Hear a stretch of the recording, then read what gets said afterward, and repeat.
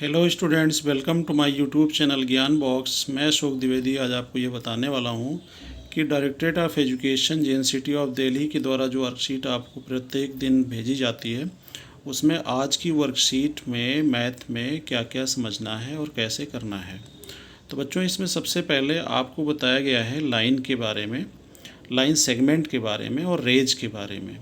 काफ़ी बच्चों को ये कॉन्सेप्ट समझने में थोड़ा मुश्किल आती है, बट ये समझना बहुत ही ज़रूरी है। तो फर्स्ट ऑफ ऑल हम देखते हैं कि कैसे इसको समझ सकते हैं। तो बच्चों, जैसे कि यहाँ पे दिखाया गया है लाइन, तो हमें ये समझना है कि लाइन क्या चीज़ होती है। As like you can say a line is a straight path of points that has no ends. Means इनके जो पाथ होते हैं उसका कोई एंड नहीं होता। जैसे यहाँ एरो बना हुआ है तो दोनों साइड में एरो है, तो इसको हम किसी भी डायरेक्शन में आगे बढ़ा सकते हैं, तो इसका कोई भी एंड नहीं है, इसलिए इसको एक लाइन कहते हैं। This B called a line. और इसका रिप्रेजेंटेशन का जो मेथड होता है वो AB के ऊपर बोथ साइड एरो लगाते हैं, तो इसको हम एक लाइन पढ़ते हैं।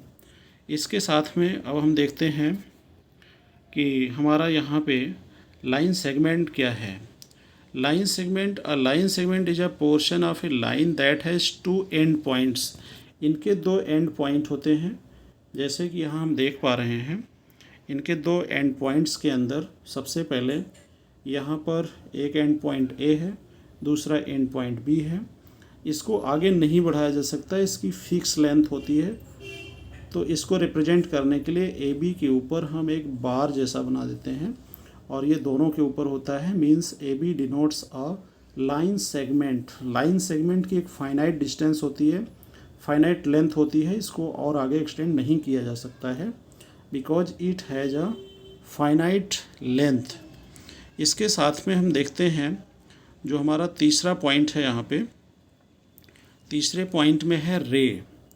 तो सबसे पहले ये देखते हैं कि रे क्या चीज़ होता है। रे को देखने के लिए यहाँ पे हम देख सकते हैं कि और रे is a portion of a line.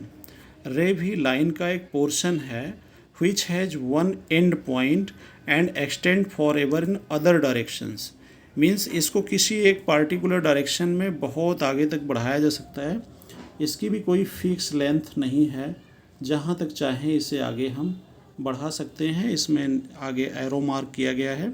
तो यह एक किरण है, जैसे एक बाण होता है, उसको हम किसी भी दिशा में बढ़ा सकते हैं, तो किरण को हम बाण भी कह सकते हैं। इसके साथ में बच्चों हम आगे देखते हैं कि आगे किन चीज़ों को यहाँ पे हमें देखना है। तो look at the figures below and label them as line and line segment और रे एंड नेम देम। जैसे कि यहाँ पे 3 क्वेश्चंस आपके सामने दिए गए हैं, आपको इन्हें बताना है कि ये क्या क्या चीज़ें डिनोट करेगा। जैसे यहाँ पे सबसे पहला जो पॉइंट है उसमें आपको दिखाना है कि PQ क्या है। तो बच्चों, इसमें आपको दिख रहा होगा कि यहाँ पे एक ही एंड पॉइंट है, तो सिंगल एंड पॉइंट होने के कारण ये होगा एक रे। दिस विल बी कॉल्ड अ रे। इसके साथ में दूसरा आप देख पा रहे हैं, एक X है, एक Y पॉइंट है और ये फाइनाइट है, बिल्कुल फिक्स है। Then it will be called a line segment.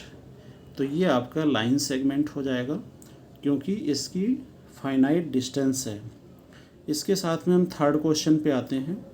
Third question में हम देख पा रहे होंगे कि एक पॉइंट M है और दूसरा पॉइंट N है। पॉइंट M पर भी एरो है और पॉइंट N पर भी एरो है। तो एरो ये बताती है कि इसको किसी भी एरो की डायरेक्शन में आगे बढ़ाया जा सकता है और इसकी लेंथ फिक्स नहीं है।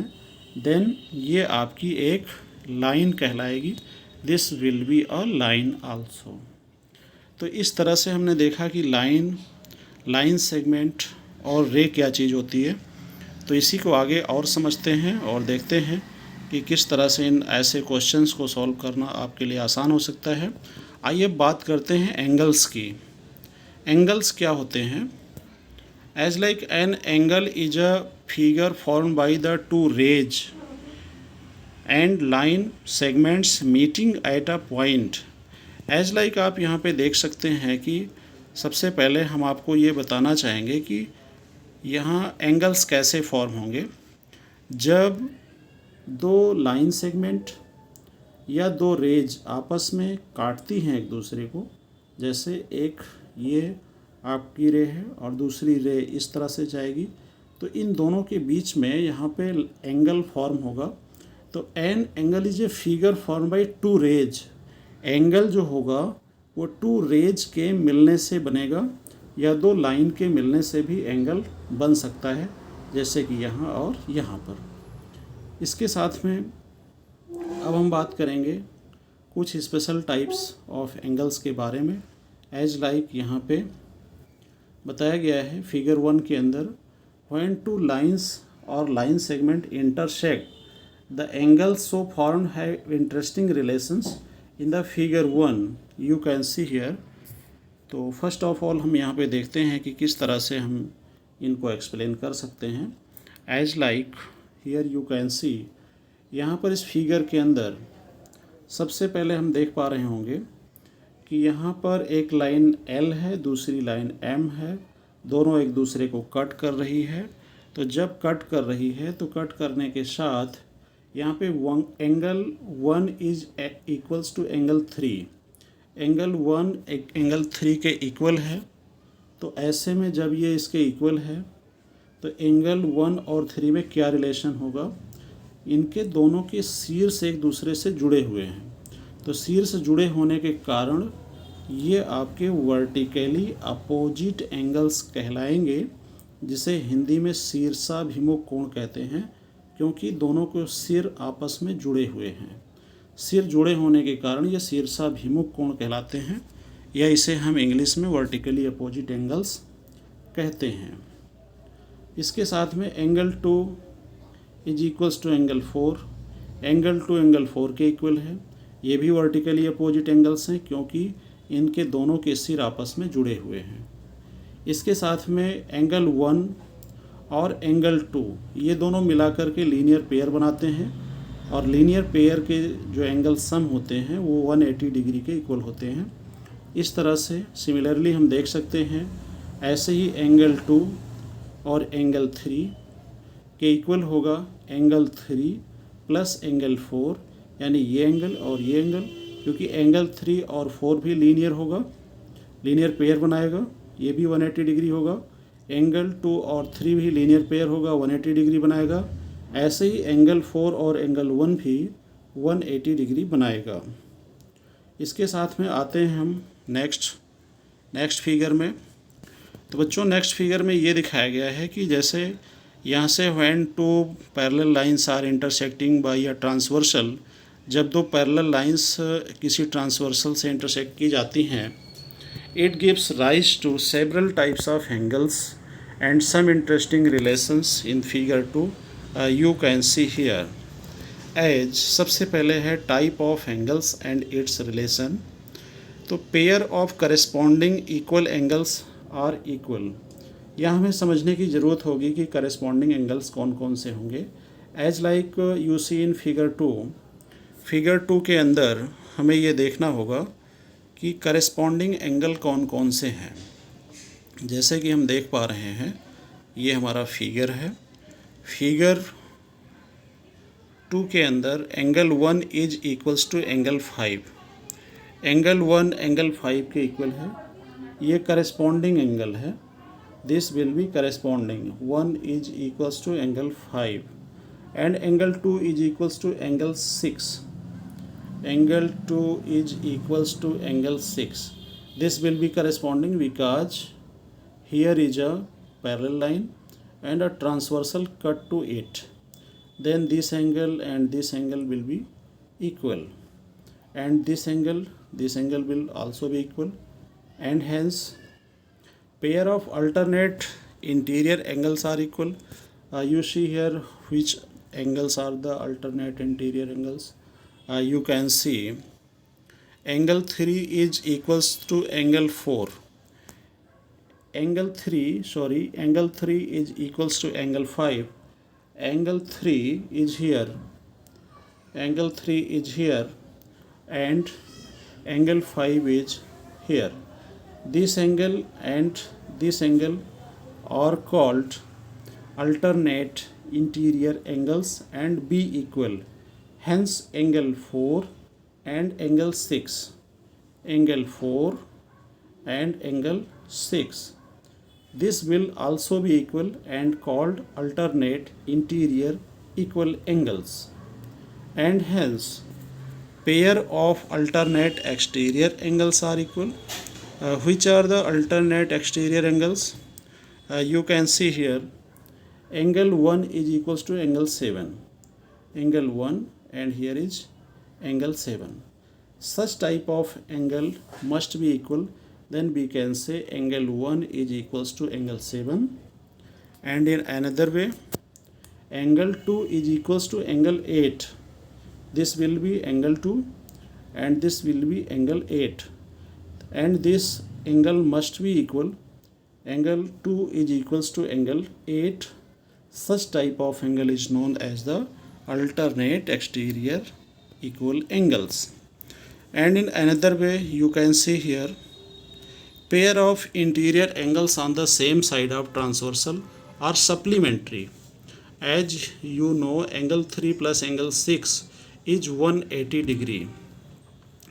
Angle 3 plus angle 6 is 180 degree. Here is angle 3 and here is angle 6. Adding these you should got 180 degree, because the pair of interior angles on the same side of transversal, because this is the parallel line and this is the transversal line, this angle and this angle will be the same side of transversal. So angle 3 plus angle 6 is equals to 180 degree, and here angle 4 plus angle 5, adding these you should got 180 degree. Hence you know all that angles, these angles will be equal, and you also see it on such type of screen. And another things, let's children, let's practice us, and you should practice and find the appropriate answers here. Here some questions are given, as in the figure given, figure 3, line L is parallel to M and line N is transversal. If angle 1 is equals to 115, यहाँ पर given है कि angle 1 आपका 115 है, तो जब angle 1 115 है then find the measures of the following angles. Angle 2 क्या होगा, आपको पता होना चाहिए स्टूडेंट्स कि इसको 180 में से अगर माइनस कर लेंगे 155 को तो आपको इसका आंसर पता हो जाएगा. इसके साथ में आपको एंगल 3 बताना है. जब एंगल 2 की वैल्यू हमें पता होगी 180 से, जब हम एंगल 1 को माइनस करते हैं, then you should got angle 2. When you should got angle 2 and then subtracting it from 180, you should got the value of angle 3, and hence you can also find the value of angle 5. How you can calculate the angle 5?